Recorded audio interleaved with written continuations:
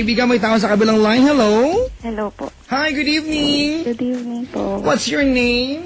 Karen. Karen. Hi, Karen. Landig. Hi, Karen. Hello. Hi, Karen. Karen, hi. Uy, nakaantabay. Teka lang, bati lang ako, ha?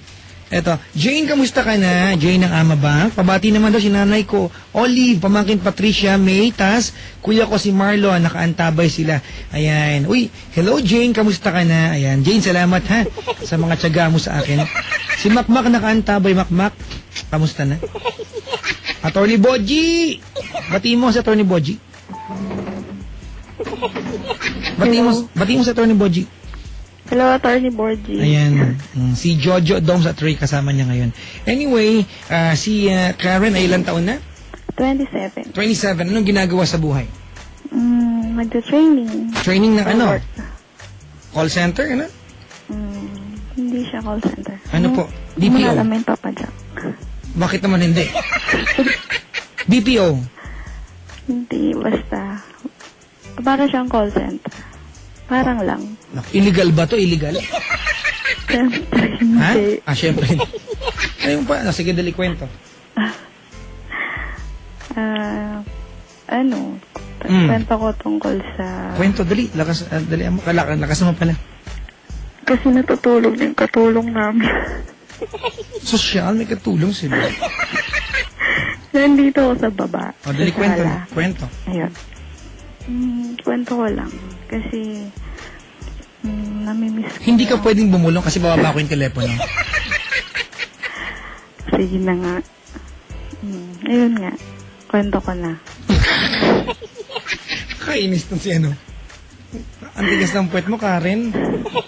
Ang hirap makausap. Dali na kwento. Kinakabahan ako eh. Sige na. Namimiss ko na yung boyfriend ko. And soon to be my husband. Ba't di mo tawagan? Ba't ako tinawagan mo? Kasi nasa malayo siya eh. Gano'n. Asan ba siya? Nasa Saudi. Saudi. Ate, bumabulong ka. Hindi naman. O, dali. Saudi. Ayun. Nagpunta siya doon for good. For good? Ano kayo mag-aasawa niya? For good pala siya doon. Hindi, syempre, para magtrabaho. Oh, for good yon. Kung sinabing for good, di ba hindi na uuwi dito? Hindi naman. Hindi naman ibig sabihin hindi na uuwi. Syempre, may babalikan siya. Hindi, di ba? Ang sabi mo kasi for good. Ang pagkakaunawa ko, nagpunta yung lalaki for good, sa Saudi for good, dun na siya forever. Okay, sorry. Mali yung term. No, for the good. Oo, for the good. Yun. For the good, hindi for good. Ngayon, ayun nga. Ayun. Siyempre, kagustuhan din namin yun na umalis siya. At para magkaroon nga ng ng trabaho. Gano'n. Pero yun nga, parang ang hirap pala ng ganitong sitwasyon. Gano'ng katagal na kayo magkahiwalay ng lugar? Magwa 1 year na. Magwa 1 year na. Gano'ng kadalas ang inyong communication? Almost every day. Almost every day. And yet you still miss another guy? Oo, sobra. Wow.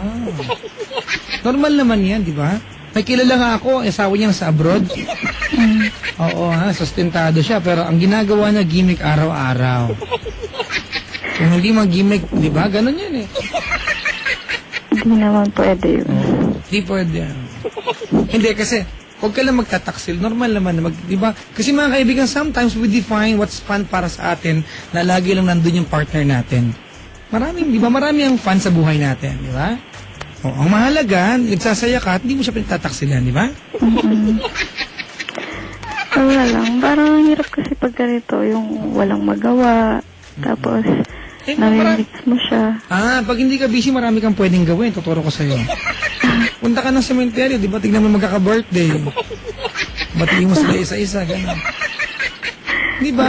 O kaya hanap ka ng bata, kurutin mo, unahan mong umiyak. Di ba? Napakahusay. Ganyan ba ginagawa mo? Hindi. Harap pa sa aquarium. Antayin mo kumarap yung armana. Kung maantay mo, hindi kumukurap yan eh, kahit mamatay yan. Yung pinakaluma, Patigasan, no? yung pinakaluma sa lahat, di ba, punta ka ng CR, punuin mo ng tubig yung toilet bowl. Mga 3 days may ginagawa ka, tuloy-tuloy yan. Ano na? Wala na, ikaw na nagsalita Ay, eh. sorry, nakaantabay kasi yung mga taga-barracks, police, ayan, Regional Office 6. Ay, uy, sa ano to? Sa Iloilo ba ito? Sina Captain Adorio Tovera Fungo, Inspector Sigua Bungawin. Sabi ni, ayan, may si Papa Nelvin Rico Hermoso, ayan. Madali na, Colonel na pala. Sige, anong tanong mo sa akin? Wala naman akong tanong, Papa. Nag-trip ka lang, ganon. Hindi, gusto ko lang siyempre, kausap. Alam ko naman magiging masaya ako pag kausap kita eh. Uy, oo naman. Imagine may kausap mo kamukha ni Piot, do for me. Wala na, advice lang, Papa Jack. Kasi, yun nga, parang gabi-gabi. Parang hindi pa rin ako makamove on. Ba't ka mag-move on? Eh, kayo naman. Hindi nga, yung bang lagi pa rin ako nalulungkot. Kasi namimiss mo siya, di ba? Oo. Gusto mo siyang alagaan, ang layo niya. Oo, lalo na, lagi siyang sakit eh. Ako. Iinis ako. Kung nakikinig siya, at kung pwede niyang marinig to, ano gusto mo sabihin sa kanya? Ay, nako. Paiyakin mo na naman ako. Kala ko tatawa ako sa'yo eh. Dali niya, para marinig niya to. Saudi siya, di ba? Buti ka pa nalulungkot. May kilala ako, tuwan-tuwa, wala asawa. Sira ako mo yun. Pangalan Jen. Sige na, anong pangalan ni boyfriend? Ano? Hindi mo alam? Arnold. Arnold. Ha? Arnold. Arnold.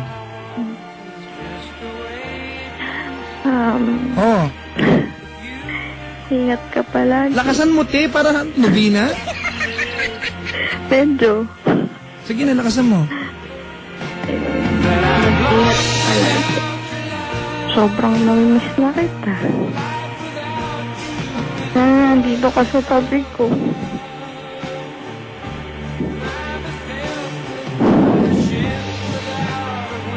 Sobrang namimiss ko na yung yakap mo.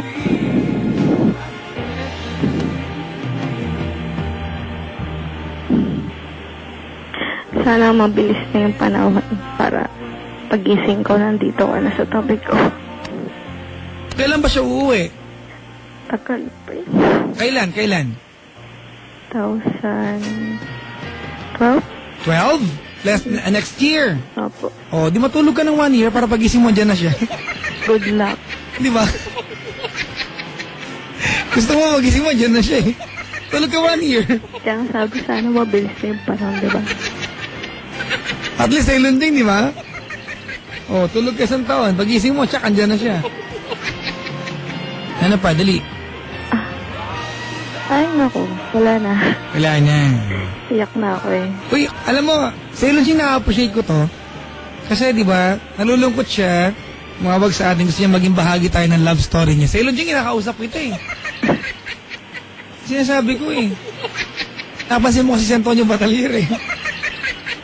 Antonio, may nag-uusap dito, nandiyan ka kasi. Uy, si Tony B, mga kaibigan, ang aming playlister. Sa kanya po nagagaling yung listahan ng magagandang awitin natin. Ganito gawin mo, ano? Karen. Alam mo, yung nararamdaman mo na yan, that's a good sign that you love this person. Di ba? Actually, healthy yan. Kasi alam mo na merong bakanting part sa puso mo kasi malayo siya at wala siya dyan, di ba? Di ba? Kaya lang, alam mo naman, di ba? Sabi nga ni Father, nung huli ako magsimba, which is 2 years ago, diba? Silunching, sacrifice is the only language of love.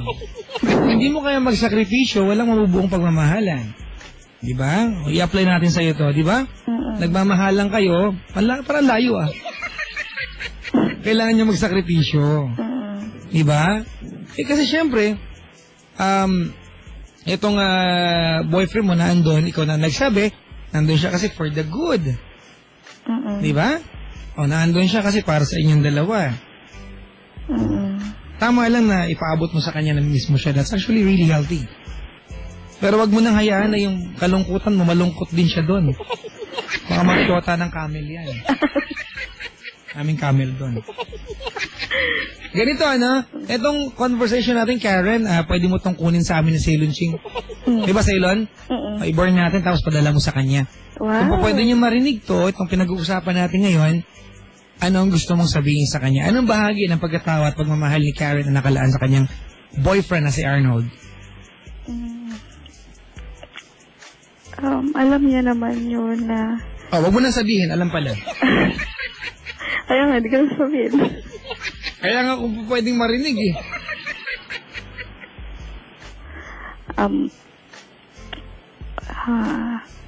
Alam mo naman na maghihintay ako sa'yo hanggang sa pagdating mo. Yung promise mo na magsasama tayo. At hindi ako magbabago.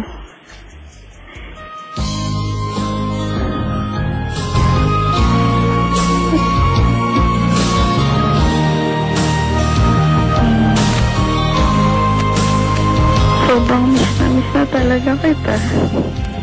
Hirap pag mag-isa lang.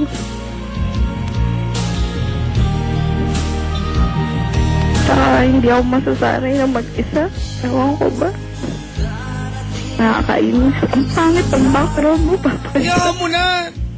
Si Ceylon Ching mo may nakakasira ng pag-emote.